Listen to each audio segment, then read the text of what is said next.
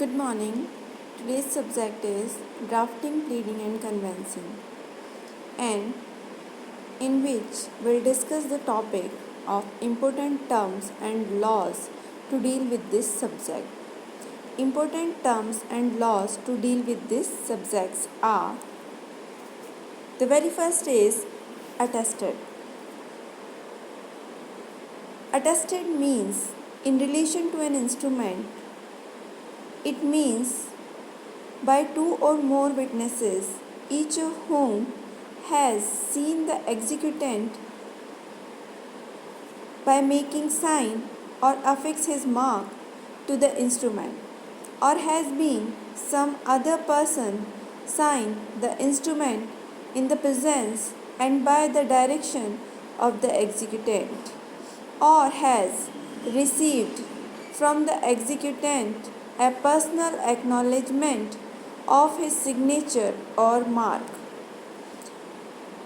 or of the signature of such other person, and each of whom has signed the instrument in the presence of the executant. But it shall not be necessary that more than one of such witnesses shall have been presented at the same time, and no particular form of attestation shall be necessary. So,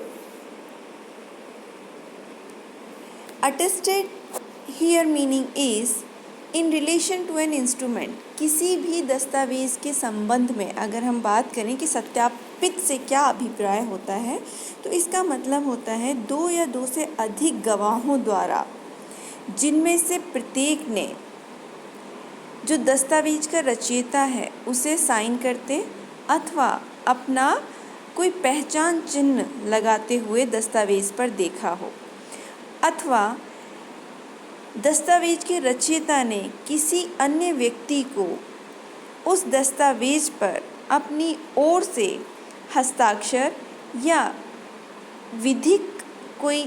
विधिक दृष्टि से मान्य कोई पहचान चिन्ह लगाते हुए देखा हो।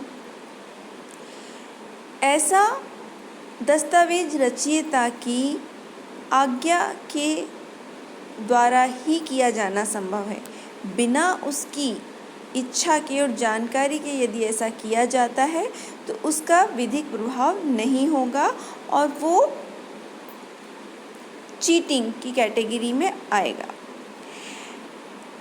लेकिन इसके साथ ही साथ एक कंडीशन भी है कि क्या दोनों गवाहों ने एक साथ ही दस्तावेज के रचयिता को हस्ताक्षर करते या चिन्ह लगाते देखा होना चाहिए अथवा नहीं। तो यहाँ पर इस बात को बताया गया है, each of whom has signed the instrument in the presence of the executant, but it shall not be necessary that more than one of such witnesses shall have been presented at the same time। मतलब दोनों का साथ में उपस्थित होना ज़रूरी नहीं है, लेकिन दोनों गवाहों में ने दस्तावेज़ के रचयिता को चाहे अलग अलग समय पर हो चाहे एक ही समय पर हो, दस्तावेज को हस्ताक्षरित और चिन्ह लगाते हुए देखा जाना चाहिए। तभी हम बोलेंगे कि दस्तावेज सत्यापित हुआ है, अन्यथा वो सत्यापित हुआ नहीं माना जाएगा, और ये एक आवश्यक कंडीशन है। आगे हम बात करते हैं जो इसी के संदर्भ में दूसरा महत्वपूर्ण टर्म है, that is transfer of property. तो ट्रांसफ़र ऑफ प्रॉपर्टी, संपत्ति अंतरण क्या होता है? Transfer of property means an act by which a living person conveys property in present और इन फ्यूचर। संपत्ति अंतरण एक ऐसा अंतरण है जिसमें एक जीवित व्यक्ति संपत्ति का दूसरे जीवित व्यक्ति को अंतरण करता है, चाहे ऐसा अंतरण वर्तमान के लिए हो या भविष्य के लिए हो। टू वन और मोर अदर लिविंग पर्सन्स, दोनों पार्टीज़ का, जो अंतरण कर रहा है उसका भी और जो अंतरण ले रहा है उसका भी जीवित होना आवश्यक है, और वो स्वयं को भी अंतरण कर सकता है, और मोर अदर लिविंग पर्सन्स, खुद के अलावा भी औरों को कर सकता है। And to transfer property is to perform such act. ठीक है। तो अगर कोई प्रॉपर्टी कोई जीवित व्यक्ति दूसरे व्यक्ति को स्थानांतरित करता है या स्वयं को करता है या स्वयं के साथ किसी और व्यक्ति को करता है तो इसे हम बोलते हैं संपत्ति का अंतरण। ऐसा अंतरण वर्तमान या भविष्य के लिए हो सकता है। ठीक है। अब in this section living person includes a company. Living person में क्या क्या आता है? कंपनी लिविंग पर्सन में आएगी, एसोसिएशन और कोई निगम इसके अंतर्गत आएगा, बॉडी ऑफ इंडिविजुअल्स भी इसके अंदर आएंगे, वेदर इनकॉर्पोरेटेड और नॉट, चाहे वो निगमित हो या नहीं हो, but nothing here in content shall affect any law for the time being in force relating to transfer of property to or by companies, association or bodies of individuals.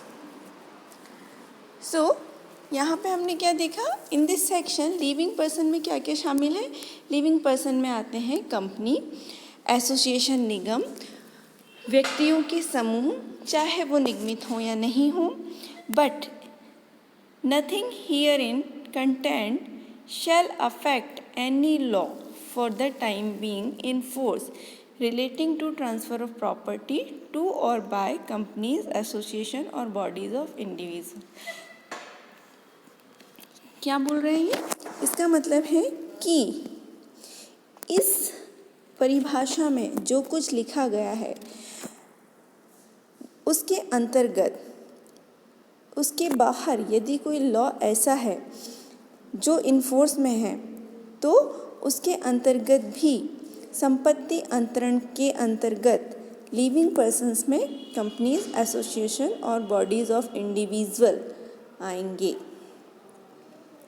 Next जो कुछ important terms हैं वो हैं testamentary document. Testamentary document का सबसे best example है will. Will क्या होता है? विल एक ऐसे व्यक्ति द्वारा रचित दस्तावेज है जो अपनी संपत्ति को किस व्यक्ति को देना चाहता है उसके बारे में प्रावधान करता है, लेकिन ये दस्तावेज और उसे लिख करके अपने पास सुरक्षित रख लेता है, लेकिन ये दस्तावेज लिखने वाले व्यक्ति की मृत्यु के बाद ही प्रभावी होगा, उससे पहले नहीं। तो इसे हम बोलते हैं टेस्टामेंटरी डॉक्यूमेंट। दूसरा है लेख, इंस्ट्रूमेंट, दस्तावेज, means a non testamentary. Non testamentary instrument का यहाँ पर मतलब है कि लिखने वाला व्यक्ति के जीवन काल में ही यह प्रभावी होगा। ठीक है। और टेस्टामेंटरी डॉक्यूमेंट जो होता है वो लिखने वाले व्यक्ति की मृत्यु के बाद प्रभावी होता है और नॉन टेस्टामेंटरी लिखने वाले व्यक्ति के जीवन काल में ही प्रभावी होता है। नेगोशिएबल इंस्ट्रूमेंट का मतलब होता है piece of paper on which authoritatively written certain amount of debt or capable of exchanging. Negotiable instrument के अंतर्गत क्या क्या चीज़ें होती हैं? नेगोशिएबल इंस्ट्रूमेंट एक पीस ऑफ पेपर है, एक दस्तावेज है जिसके अंतर्गत वैधानिक रूप से यदि कोई ऋण लिया है तो उसके अमाउंट के बारे में लिखित में वो दस्तावेज होता है। जैसे हम नेगोशिएबल इंस्ट्रूमेंट का बेस्ट एग्जांपल अगर मैं आपको बताऊं यहाँ पर तो होता है चेक, जिसमें हम चेक के थ्रू जो अमाउंट देते हैं किसी को या किसी से कोई अमाउंट रिसीव करते हैं चेक के थ्रू, तो उसमें एक सर्टेन अमाउंट लिखा हुआ है। ठीक है। वो अमाउंट चाहे हम किसी को उधार के लिए दे रहे हैं या हमने किसी से कुछ लिया है उसके एक्सचेंज में ले रहे हैं, तो वो नेगोशिएबल इंस्ट्रूमेंट की कैटेगरी में आएगा और इसका लीगल इफेक्ट होता है। Title deed, document showing the ownership of the immovable property. Title deed का मतलब है इमूवेबल प्रॉपर्टी का यदि कोई ट्रांसफ़र हो रहा है, जैसे सपोज कीजिए ए अपना मकान बी को बेचना चाह रहा है, तो ए ने जो पेपर्स ट्रांसफ़र किए हैं तो उसमें क्या ट्रांसफ़र हो रहा है? टाइटल ट्रांसफ़र हुआ है। किसका? मकान का। अब मकान ए जो है वो मकान बी को बेच रहा है। ठीक है। तो अब टाइटल डीड किसको ट्रांसफ़र होगी? बी को। तो अब बी का मकान का ऑनर कौन होगा? बी होगा। इसे हम बोलते हैं टाइटल डीड। प्रॉपर्टी में क्या क्या शामिल होते हैं? Unless a contrary intention appears includes real and personal property. Property real होनी चाहिए देखिए और पर्सनल होनी चाहिए। एंड एनी एस्टेट और interest in any property real और personal and any debt and any thing in action and may other right of interest. ठीक है, रियल होनी चाहिए, व्यक्तिगत होनी चाहिए, किसी संपत्ति में कोई हित भी हो सकता है, कोई संपदा हो सकती है, ठीक है, और कोई ऋण भी हो सकता है, और किसी तरीके का अन्य इंटरेस्ट भी हो सकता है किसी संपत्ति में, वो सभी संपत्ति की कैटेगरी में आएगा। इसमें भूमि, land unless a contrary intention appears includes lands of any tenure. भूमि जो किसी निश्चित अवधि के लिए दी गई हो, जैसे लीज पर ली गई हो, तो उस भूमि से जो लाभ हो रहा है वो भी इंटरेस्ट है और वो भी प्रॉपर्टी में आएगा। एंड कॉर्पोरल और इनकॉर्पोरल प्रॉपर्टी, मूर्त और अमूर्त संपत्तियाँ, ठीक है, जिन्हें हम देख सकते हैं और जिन्हें हम नहीं देख सकते, वो भी सब संपत्ति में आते हैं। And houses and other buildings, जो हम भौतिक रूप से देख सकते हैं। Also an undivided share in land, भूमि में जो अविभाज्य हिस्सा होता है वो भी संपत्ति में आएगा। जैसे पैटर्नल प्रॉपर्टी, जो ज़मीन होती हैं, उसमें पिता के अगर 2-3 पुत्र हैं तो सबका उस ज़मीन में हिस्सा है और वो अभी तक डिवाइड नहीं हुआ है, लेकिन हिस्सा तो है, तो ये भी प्रॉपर्टी में आएगा। In relation to land, income includes rent, जो हमें किराए से इनकम प्राप्त होती है वो भी संपत्ति में आती है।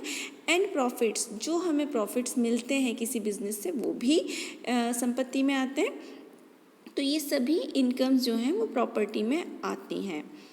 इसके बाद हम चलते हैं इम्पोर्टेंट लॉज, जो इस सब्जेक्ट के लिए बहुत इम्पोर्टेंट हैं, जिन्हें हम बार बार जब भी हम ड्राफ्टिंग एंड प्लीडिंग पढ़ते हैं तो ये सारे लॉज हमें बार बार काम आते हैं और इनका हमें स्टडी करना उसके साथ साथ ज़रूरी होता है। तो वो लॉज कौन कौन से हैं?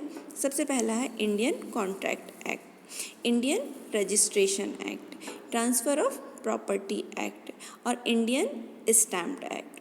ठीक है, इंडियन कॉन्ट्रैक्ट एक्ट के अंतर्गत हमें ये बताया गया है कि कौन व्यक्ति कॉन्ट्रैक्ट कर सकता है। सबसे इम्पोर्टेंट चीज़ जो हम इंडियन कॉन्ट्रैक्ट एक्ट से यहाँ पर देखते हैं वो है कॉम्पिटेंसी ऑफ द पार्टीज़, कौन व्यक्ति संविदा करने में, करार करने के लिए सक्षम है।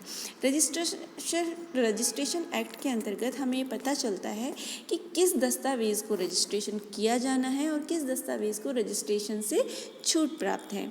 ट्रांसफ़र ऑफ प्रॉपर्टी एक्ट के अंदर भी बहुत सारे प्रोविजंस है जो बार बार हम जब ड्राफ्टिंग एंड प्लीडिंग की ड्राफ्टिंग और प्लीडिंग सब्जेक्ट पढ़ते हैं तो हमें बार बार काम आता है।